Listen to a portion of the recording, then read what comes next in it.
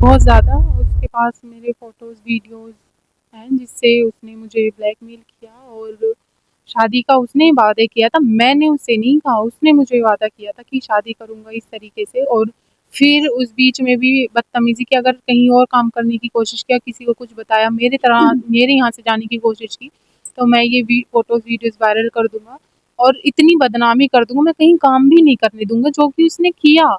वो करने ही नहीं देखा। आपने देखा होगा जितनी भी आर्टिस्ट हैं, अगर उसकी लड़ाई हो गई है वहाँ पे, तो वो कहीं और काम करती ही नहीं है। मेरे पास तो सब खत्म हो गया ना। मेरी ज़िंदगी, इज़्ज़त, मान-सम्मान सब कुछ तो खत्म कर दिया मेरा। तो मैं अगर खुद से नहीं मरती तो वो मुझे मार देता। उत्तर कुमार आज भी लोग उसके मारने के लिए घूमते हैं मुझे। इतनी धमकी आती हैं लोगों को, एक एज़ अ जर्नलिस्ट बना के मेरे घर पे भेजते हैं और वो मेरे घरवालों से बदतमीज़ी करते हैं, मेरे घर की वीडियो बनाते हैं, सब चीज़ें दिखा देते हैं बिना हमारी परमिशन के। पहली बार में उसने मेरे साथ में बहुत बदतमीज़ी करी थी और सब कह रहे हैं कि मैंने बताया है क्यों नहीं, किसको बताती? आपको तो अभी यकीन नहीं आ रहा, तब आ जाता यकीन। मैं कैसे बता सकती थी? वो तो एक देसी जो इंडस्ट्री हमारी यूपी जो इंडस्ट्री है, वो तो एक तरीके का सलमान खान है ना। कोई यकीन ही नहीं मानता। जो राजी बोल गाना शूट हुआ था, ये हुआ था गजरौले में, इनके फार्म हाउस पे, और एक वहाँ पे एक और घर है उनकी जानकारी में, वहाँ शूट हुआ था। 1.5 से 2 दिन में शूट हुआ था ये। और इस गाने की जो अफ़वाहें फैल रही हैं कि मैं पैसे के लिए कर रही हूँ, ये कर रही हूँ, वो आज भी मेरे पास पैसे हैं जो केवल उन्होंने मुझे ₹500 दिए। नमस्कार, आप देख रहे हैं राजनीतिक मंच न्यूज़। मैं हूं संदीप प्रजापति। धाकड़ छोड़ा से मशहूर हुए उत्तर कुमार। अब जो है उनका 2021 के अंदर एक गाना आया था मशहूर, जो काफ़ी वायरल हुआ, जिस पे लोग काफ़ी नाचे और काफ़ी डीजे पे चला वो, जिसका नाम है राज्य बोल जा। जिस गाने के अंदर राज्य बोल जा में जो एक्टर महिलाएं थी, उनके साथ जो है अब लगातार जो है उत्तर कुमार का जो है विवाद चल रहा है और उन्होंने अभी जो एफआईआर दर्ज कराई है। एफआईआर दर्ज होने के बाद उत्तर कुमार जो है अब जेल गए हैं। अब बातचीत करने के लिए हमारे साथ खुद जो है पीड़िता मौजूद है, इनसे बातचीत करते हैं।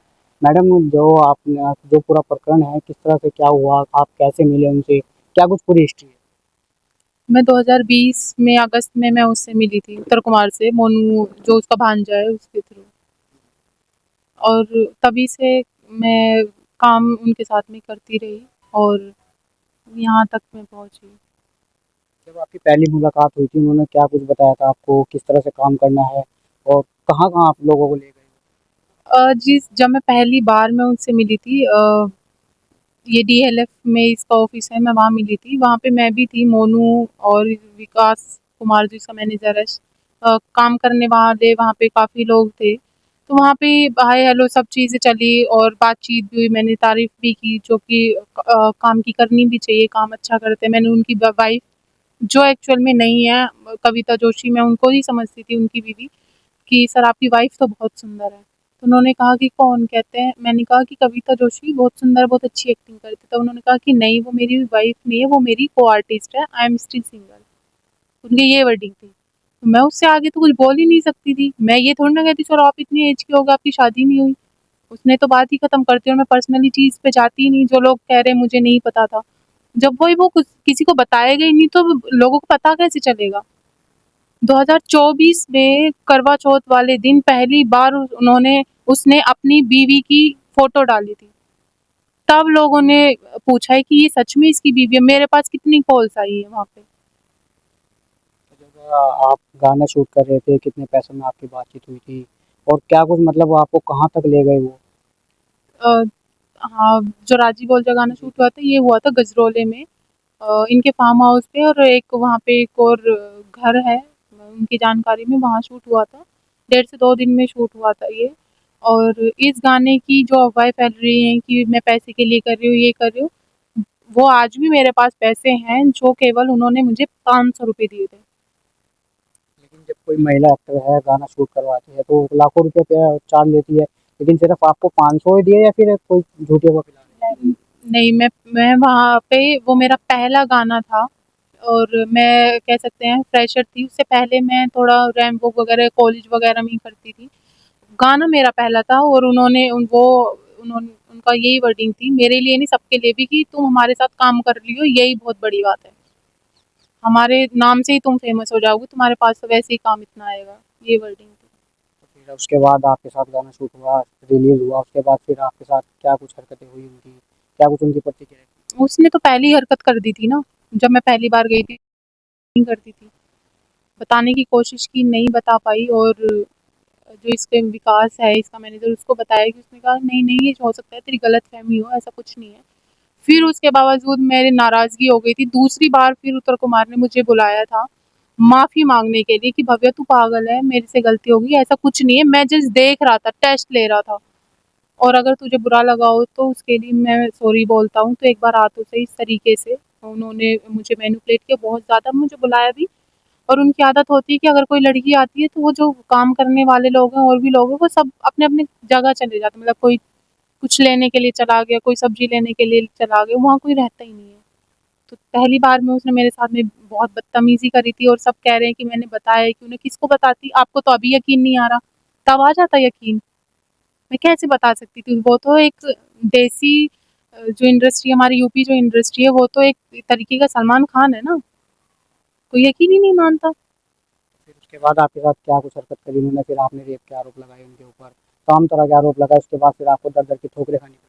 बहुत ज़्यादा, उसके पास मेरे फ़ोटोज़, वीडियोज़ हैं जिससे उसने मुझे ब्लैकमेल किया और शादी का उसने वादे किया था, मैंने उससे नहीं कहा, उसने मुझे वादा किया था कि शादी करूँगा इस तरीके से और फिर उस बीच में भी बदतमीज़ी की, अगर कहीं और काम करने की कोशिश किया, किसी को कुछ बताया, मेरे यहाँ से जाने की कोशिश की, तो मैं ये फ़ोटोज़, वीडियोज़ वायरल कर दूँगा और इतनी बदनामी कर दूँगा, मैं कहीं काम भी नहीं करने दूँगा, जो कि उसने किया।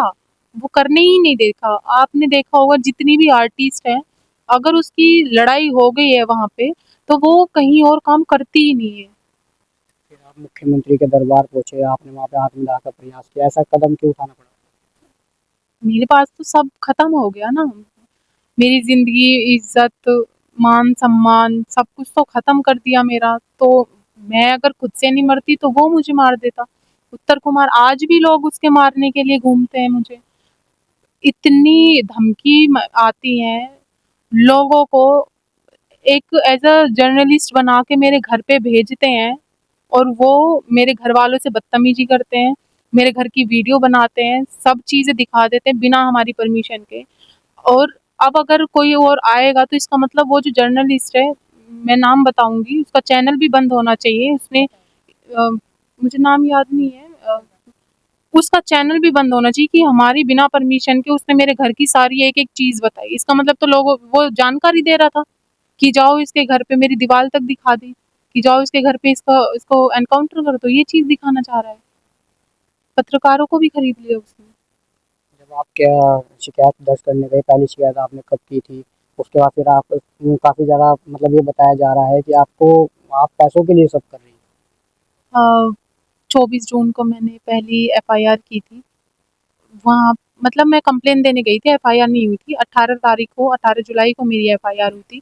उस बीच में इतना हरैस किया गया मुझे, इतना गाली-गलौच, इतना सताया गया ना मुझे, मैं बता भी नहीं सकती, जो कि अभी भी मुझे किया जा रहा है और पुलिस वालों ने मेरी एक नहीं सुनी।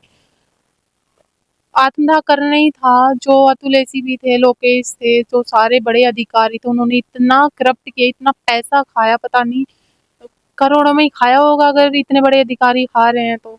रविंदर गौड़, उन्होंने मेरी एक नहीं सुनी, मैं कितनी बार वहाँ पे गई, ऑनलाइन मैंने किया, कुछ रिप्लाई नहीं किया। आखिरकार मेरे से पास बचा ही क्या?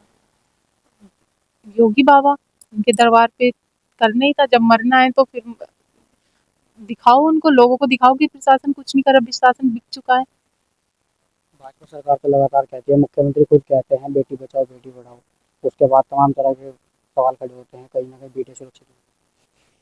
ये बात है, लेकिन जब तक मुझे ये समझ में आया मेरे इंसिडेंट से कि जब तक हार के बेटी कुछ कर ना लेना अपने आप को, तब तक उसकी सुनी नहीं जाती। मेरे ही जब से मेरा केस चला उस बीच में को बहुत लड़कियों का साथ हुआ है। जैसे एक लोनी में एक वर्षा के साथ हुआ था, उसकी एफआईआर नहीं हुई 2 दिन। तीसरे दिन उनने उसने सुसाइड कर लिया, मेरे ही सेम केस में। उसने सुसाइड कर लिया, फिर तीसरे दिन उसकी एफआईआर हुई, मतलब सुसाइड करने के बाद में। और मनीषा का केस हरियाणा से हुआ था, उसका भी सेम यही हुआ था। तो ये सब चीज़ें रही हैं। लेकिन उसके बाद में जो प्रशासन है, सब अधिकारी एक से नहीं होते। Nimish Patil DCP sir, ACP sir Abhishek Shrivastava, लोके शैलेंद्र सर आईओ हैं, तीनों ने मेरी बात सुनी, जाँच की, इन्वेस्टिगेशन की। उन्होंने मेरे से वादा किया था कि भव्य 1 हफ्ते में हम उसको पकड़ेंगे। उन्होंने 1 हफ्ते के अंदर उसको पकड़ा। लेकिन मेरे कहने से नहीं, उन्होंने जाँच की, उनके पास सबूत आए तब उसको पकड़ा। उन्होंने ये साबित कर दिया कि प्रशासन एक जैसे नहीं होते, सब प्रशासन में एक जैसे लोग नहीं होते। अब उत्तर कुमार जेल में है, लेकिन कुछ अफवाह फैली आ गए हैं बाहर। अब जैसे जेल में है तो आप कैसा महसूस कर रही हैं? आपका समाज कितना कुछ आपका साथ दे रहा है?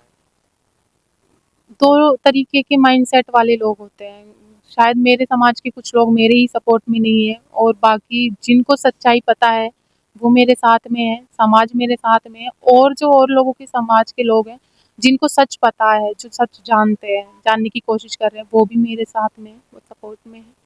और अभी न्याय बाकी है, ज़रूर न्याय की जीत होगी। जो उसने किया है उसको करने की फल मिलेगा। मैं बाबा साहब की बेटी हूँ, बताऊँगी मैं, ताकि और लड़कियों के साथ ऐसा ना हो और बल्कि और लड़कियों के लिए मैं ये कहना चाहती हूँ कि बहुत स्ट्रगल, दुःख, दर्द होगा। अगर आपके साथ में ऐसा हुआ है ना, तो सामने वाले को भी तार-तार कर देना चाहिए। मतलब उनके स्टाफ के लगभग 40 लड़कियां उन्होंने एफिडेविट दिए हैं, कह रही हैं कि हमारे साथ तो कोई ऐसी बदतमीजी नहीं, तो झूठे आरोप लगा रही है क्या? पहली बात तो मैं ये कह रही हूँ कि ज़रूरी नहीं है कि अगर आपके साथ में कि नहीं हुआ है, तो दूसरे के साथ में नहीं हुआ है, ठीक है? दोनों चीज़ें अलग हो गई और दूसरी बात कि जो 40 लड़कियाँ हैं ना, केवल उनमें से रैंडम आप 4 से 5 लड़की उठा लो, जो प्रशासन की इच्छा करे, उनका नार्को टेस्ट करा लो आप। दूध का दूध और पानी का पानी हो जाएगा कि क्या सच है और क्या झूठ है। उनमें से एक लड़की भी निकल के नहीं आएगी टेस्ट के लिए। और सीबीआई जाँच की माँग क्यों नहीं कर रहे? मैं तो पहले दिन से ही कह रही हूँ कि सीबीआई जाँच होनी चाहिए, दूध का दूध और पानी का पानी होना चाहिए। और सीबीआई जाँच होगी तो जितने ये सब लोग आ रहे हैं ना, वो सामने आएँगे भी नहीं। क्या कुछ अपील करनी चाहेंगे बीजेपी सरकार से और तमाम जो आपके समाज के लोग हैं? योगी बाबा से यही उम्मीद है कि वो मुझे न्याय दिलाएँगे, मुझे ही नहीं, समाज की बेटियों को ज़रूर न्याय दिलाएँगे और बस थोड़ा-सा बदलने की ज़रूरत है क्योंकि लड़कियों की बात जल्दी से नहीं सुनी जाती, लेकिन सुनना चाहिए और क्योंकि वो पहले से ही प्रताड़ित है, उसके साथ में गलत हुआ है, तो ये जो प्रशासन है उससे गंदे-गंदे सवाल पूछना, इस तरीके से उसको हैरेस करना ये बंद होना चाहिए। फिर समाज उसको हैरेस करता है तो वो वैसे ही मर जाती है, फिर उसके पास क्या बचा? अब वो फिर न्याय लेके भी क्या करेगी? फिर तो उसके पास कुछ भी नहीं बचा। थोड़ा-सा यहाँ देखना चाहिए, बाकी बाबा से मुझे बहुत उम्मीद है, वो मुझे ज़रूर न्याय दिलाएँगे, यहाँ तक लाए हैं, आगे भी लेके